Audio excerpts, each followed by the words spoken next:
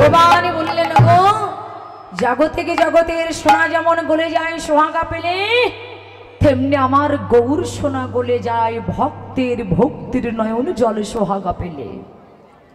যদি কোনো ভক্ত ভক্তি দিয়ে ডাকতে পারে তবে সেই ভক্তের ভক্তিতে আমার ভগবান গলে যায়। ভগবানকে গলাতে গেলে একমাত্র ভক্তির প্রয়োজন। ভক্তি মৃত মৃত গুণঘরি, ভক্তিকে মন্থন করলে আমার ভগবানকে পাওয়া যায়। তাই ভগবান তিনি বলেন একমাত্র ভক্ত ভগবানকে গলাতে পারে একমাত্র ভক্তের ভক্তি দিয়ে, তাছাড়া অন্য কোনো কিছু দিয়ে ভগবানকে গলানো যাবে না। দামি দামি বস্তু দিয়ে, পোশাক দিয়ে, দামি দামি ফল, দই, সন্দেশ, আঙুর, আপেল ইত্যাদি দ্রব্য দিয়ে ভগবানকে গলানো যায় না। ভগবানকে গলানো যায় মা একমাত্র ভক্তি দিয়ে। ভগবানের ভক্তি দিয়ে ভগবানকে গলানো যায়। ওটা বন্ধু। তাই ভগবানকে পেতে গেলে একমাত্র ভক্তি শ্রেষ্ঠ। ভগবান গলে যায় একমাত্র ভক্তের ভক্তিতে। জাগতিক জগতের সোনা যেমন গলে যায় তেমনি গৌর সোনা গলে। কারা গলায়? যারা ভক্ত তারা ভগবানকে গলাতে পারে। আজকে গৌরাঙ্গ মহাপ্রভু তিনি কাঙালের ঠাকুর হয়ে ভিখারির বেশে, কাঙালের বেশে আজকে নবদ্বীপে আমার গৌরাঙ্গ মহাপ্রভু এসেছেন শুধুমাত্র এই ভক্তিটাকে আস্বাদন করবার জন্য। লক্ষ্য করবেন ভগবান শ্রীকৃষ্ণ তিনি যখন বৃন্দাবনে ছিলেন বাবা শ্রীকৃষ্ণ রূপে, ভগবানই মনে বড় স্বাদ জেগেছিল। এ জগতের সকল ভক্ত তারা আমার চরণ ধুলি অঙ্গে মাখার জন্য ব্যস্ত, কিন্তু আমি ভগবান আমারও তো ইচ্ছা করে আমার ভক্তের চরণ দুটি আমি একবার হৃদয় কমলে জড়িয়ে ধরি। তাই ভগবান সমস্ত শাস্ত্র গ্রন্থকে ডাকলেন, ভাগবত, পুরাণ, বেদ সমস্ত গ্রন্থকে ডাকলেন। সমস্ত গ্রন্থকে ডেকে বললেন, এই আপনারা কি শুরু করেছেন, এত কথা হচ্ছে কেন? সমস্ত গ্রন্থকে ডেকে ভগবান বললেন, হে তোমরা বলে দাও যে আমি কি করলে এই ভক্তির পথে আমি যেতে পারবো। তখন এই সমস্ত গ্রন্থের মধ্যে শ্রীমদ ভাগবত ভগবানকে ডেকে বলেছিল, দয়াময় ভক্ত তোমাকে পেতে গেলে যা করে তোমাকেও তাই করতে হবে। ভক্ত যেমন তোমাকে পেতে গেলে কৃষ্ণ কৃষ্ণ বলে নয়ন জলে কাঁদে, ভক্ত যেমন ভিখারি হয়েছে, ভক্ত যেমন কাঙাল হয়েছে, তুমি যদি ভক্ত হতে চাও তোমাকে কাঙাল হতে হবে। তোমাকে একটা কাজ করতে হবে। কি কাজ? না তোমাকে একটা নিষ্কাঞ্চন বৈষ্ণবের চরণ ধুলি অঙ্গে মাখতে হবে। তাহলে জগতে এমন নিষ্কাঞ্চন বৈষ্ণব কে গো? বললেন এই জগতে শ্রীমদ ভাগবত ভগবানকে ডেকে বললেন যে তোমাকে নিষ্কাঞ্চন বৈষ্ণবের চরণ ধুলি অঙ্গে মাখতে হবে। তাহলে এই জগতে এমন নিষ্কাঞ্চন বৈষ্ণব কে? বললেন এই জগতে নিষ্কাঞ্চন বৈষ্ণব একজনই আছে। তিনি কে? না যে ভগবানকে সেবা দিয়ে সেবা করে না।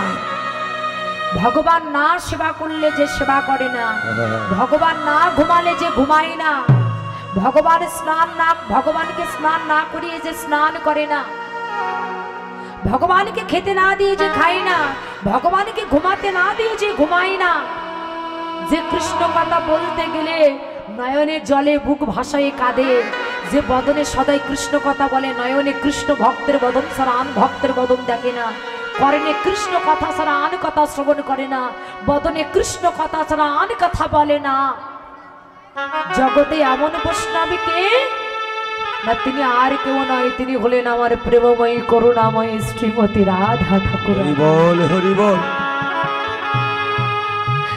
গোবিন্দ ছুটতে ছুটতে গিয়ে রাধারানীর চরণে আছাড় খেয়ে পড়ে চরণ দুটি জড়িয়ে ধরে বলছে, রাধে শুনেছি তুমি নাকি প্রেমের গুরু। রাধে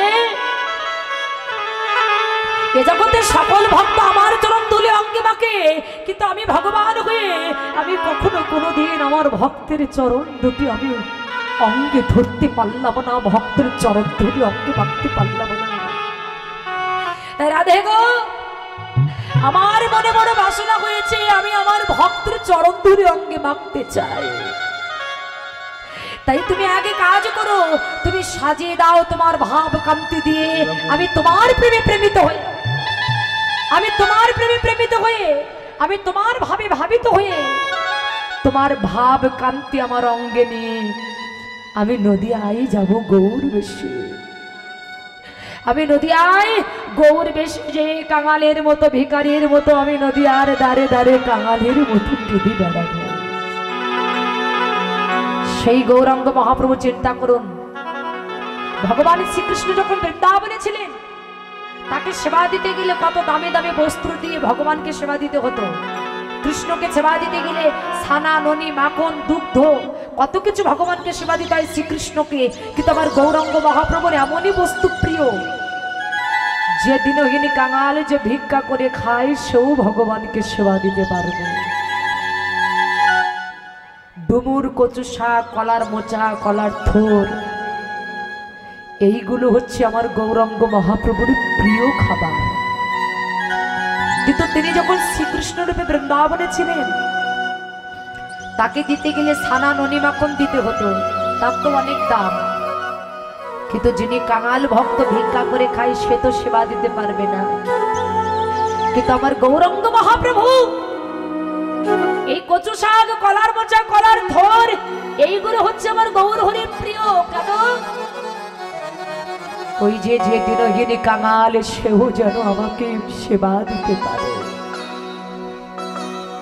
কেন? তিনি যে বড় দয়ার সাগর, বড় করুণার সাগর। আমার গৌরাঙ্গ মহাপ্রভু তিনি দয়ার সাগর, করুণার সাগর। যদি কেউ হরি বলে নাই বা বলে, যদি জীবের হাতে ধরে না হয়েছে তবে জীবের পায়ে পড়ে এই নাম বিতরণ করেছেন আমার গৌরাঙ্গ মহাপ্রভু। আস্তে